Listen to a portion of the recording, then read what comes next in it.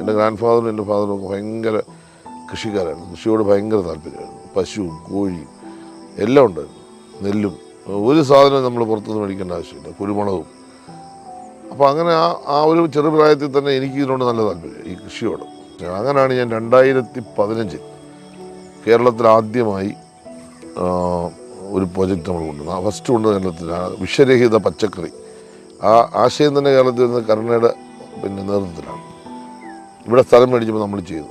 അതായത് ആ കൃഷി ചെയ്തപ്പോൾ ഒരു പ്രോജക്റ്റ് ചെയ്തു. അതായത് കയർ ഭൂവസ്ത്രം ഉപയോഗിച്ചുകൊണ്ടുള്ള ഒരു കൃഷി രീതിയാണ് അവലംബിച്ചത്. അതിന് നമുക്ക് സംസ്ഥാന ഗവൺമെൻറ്റിൻ്റെ അവാർഡ് കിട്ടി, ഏറ്റവും മികച്ച വിഷരഹിത പച്ചക്കറി ഉത്പാദിപ്പിച്ച് കാണിച്ചത്. ഇവിടെ ഒരു പ്രത്യേകത എന്ന് പറഞ്ഞാൽ ഈ കൃഷിയെ നമ്മൾ സമൂഹത്തിന് കാണിച്ചു കൊടുക്കാൻ കഴിയുന്ന ഒരു മാതൃകാ കൃഷി തോട്ടം പ്രവർത്തനം നമ്മൾ നടത്തും. ഇപ്പോഴും വിഷരഹിതമായ പച്ചക്കറി നമ്മൾ ഉത്പാദിപ്പിക്കും. പിന്നെ മത്സ്യകൃഷിയുണ്ട്, ഇഷ്ടംപോലെ മത്സ്യമുണ്ട്, ഇപ്പോഴും വളർത്തുന്നുണ്ട്.